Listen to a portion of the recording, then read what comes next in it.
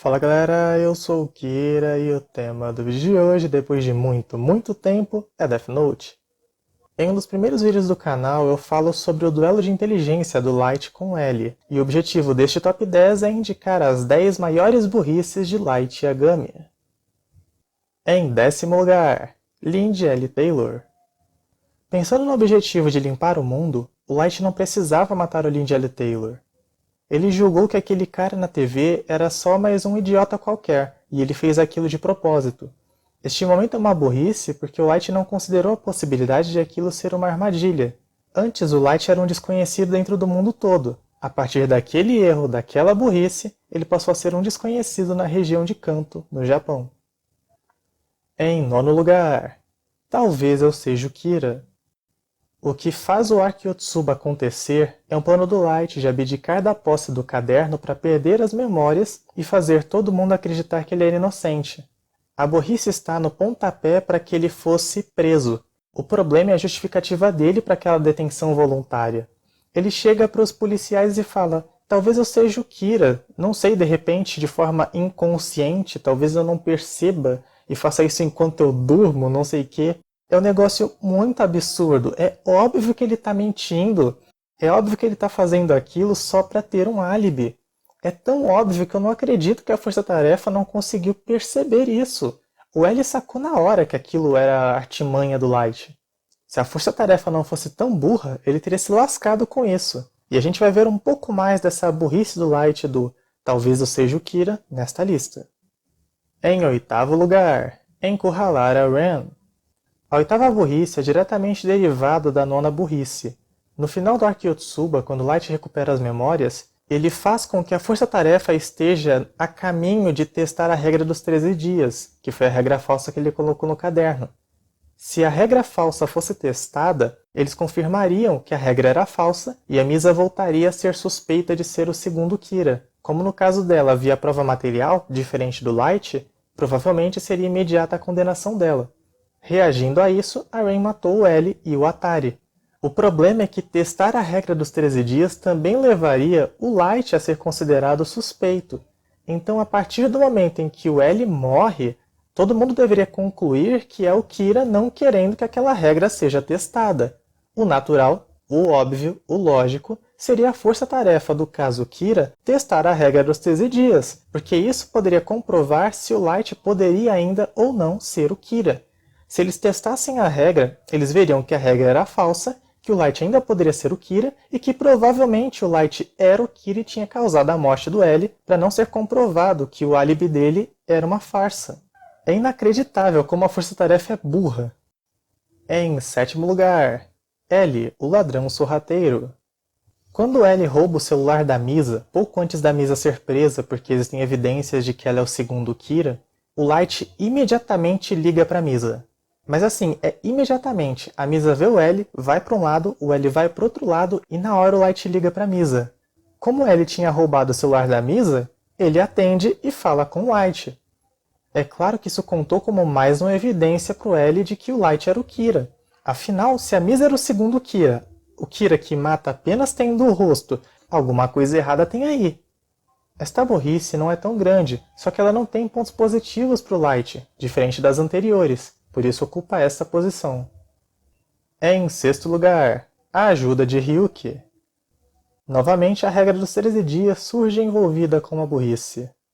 Na segunda metade de Death Note, o Melo conta para o Nier que existe uma regra falsa no caderno. O Nier confronta o Light e imediatamente o Light pergunta para o Ryuki se existe uma regra falsa no caderno. O problema é que testar a regra dos 13 dias seria muito fácil, poderia ser feito de forma muito sorrateira, com tranquilidade. E se a regra dos 13 dias fosse provada falsa, o Light voltaria a ser o suspeito número 1 por conta daquilo que aconteceu no Arco Yotsuba com ele se entregando, porque ele perguntou para o Ryuki e o Ryuki mentiu. Ora, se o Ryuki mentiu, o que a gente pode supor é que ele e o Light são parceiros. Logo, o Light provavelmente é o Kira. Fora que isso acabou adicionando suspeita ao Light pelo ponto de vista do Nier, porque obviamente o Nier confiava mais no Melo do que no Ryuki. Em quinto lugar, X-Kira. Como a vida de Kira não estava fácil, o Light elegeu alguém para substituí-lo enquanto ele não podia agir livremente. Aí o jeito que ele escolhe esse substituto é assistindo TV. Ele tá lá assistindo TV, vê um cara e pensa, nossa, esse cara aqui é legal, esse cara tá batendo com o meu pensamento. Vai lá e manda o Death Note pro cara.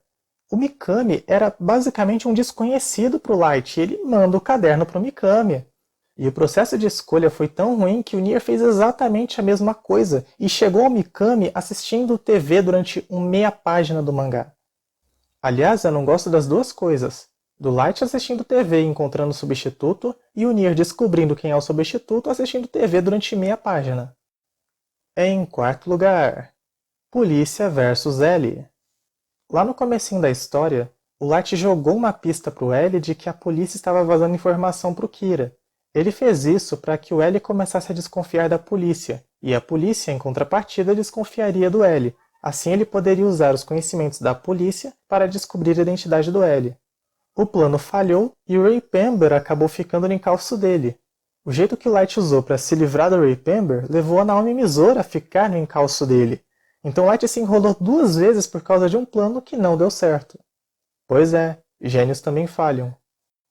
Em terceiro lugar, Sequestro da Sayu Yagami. Quando eu estava relendo para fazer as resenhas volume a volume para o blog do Kira, eu fiquei chocado com isso. O Melo sequestra Sayu para chantagear a polícia japonesa e pegar o Death Note deles. A resposta brilhante do Light à chantagem do Melo é simplesmente entregar o Death Note sem absolutamente nenhum plano. Ele só faz o que o Melo quer e entrega o caderno. Tudo bem que a irmãzinha do Light devia ser importante para ele, ou talvez nem tanto, mas poxa, ele não tem absolutamente nenhuma ideia de como ele pode fazer para evitar que o caderno caia na mão do Melo de mão beijada.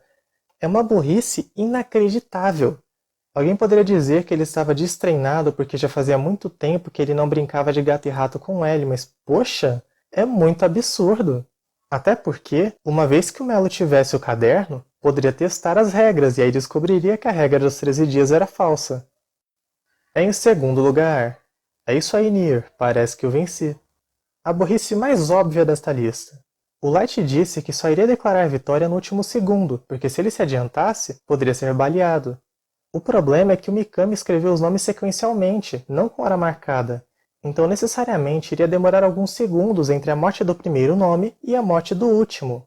Ou seja, mesmo declarando vitória no último segundo, ou até mesmo se ele não declarasse vitória, provavelmente alguém da SPK iria atirar nele. E para alguém que está tão acostumado com as regras do Death Note, não é apenas estranho ignorar os segundos entre a escrita de um nome e do outro, é também uma incoerência. Com isso, esta burrice acaba sendo um furo de roteiro, sem contar que a confissão foi a primeira prova, de fato, que encontraram contra o Light. Em primeiro lugar, obsessão pelo caderno. E a maior burrice de Light Yagami em Death Note foi o plano final. Na verdade, é um conjunto de burrices.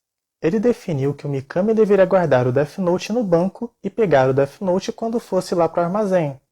A burrice aí é não perceber que ele não precisava mexer no caderno. Se o próprio Light carrega um pedaço de papel do Death Note no relógio, por que ele não poderia orientar o Mikami a arrancar uma página? Ou até fazer algo mais inteligente, arrancar um pedacinho da folha, misturar a folha do Death Note com coisas do trabalho, escrever metade da folha, não sei, mas fazer alguma coisa para ele não precisar do caderno inteiro. Porque uma folha seria imperceptível. O Nier nunca ia saber qual folha da casa do Mikami é uma folha do Death Note. O caderno é só ele ver a capa. Ah, tá escrito Death Note, então deve ser o Death Note, vou pegar. O Mikami podia inclusive escrever os nomes depois. Ele olhava pela fresta, registrava os nomes, mas escrevia para valer depois. Ou até mesmo resolver aquele problema das mortes sequenciais. Ele colocaria uma data marcada. O fato é que o Light poderia ter feito esse plano final de forma mais coerente com o que ele próprio fazia ao longo da história inteira, e até o que ele fez no próprio armazém, com o relógio e o pedaço de papel que ele tinha guardado escondido em algum lugar. Mesmo considerando aquela teoria de que o Mikami não testou o caderno porque o Nier escreveu o nome dele no Death Note, ainda assim é burrice do Light. O Light definiu como plano final justamente uma estratégia que o Nier poderia combater. E isso, meus amigos, é roteiro preguiçoso. Isso é sinal de que o autor de Death Note não teve criatividade o suficiente para pensar numa saída que fosse um pouco menos mirabolante e mais consistente com o que o personagem fez ao longo da obra inteira. É só pegar a esperteza do plano do Light, Ctrl L, no final do arco Yotsuba e comparar com isso. Comenta aí o que você achou da lista, o que você concorda, o que você discorda, o que você acrescentaria. Curta o vídeo se você gostou e se inscreva no podcast do Kira, porque quase todos os domingos tem um vídeo novo de crítica ou já de algum filme, anime ou série. É isso aí, pessoal. Até a próxima!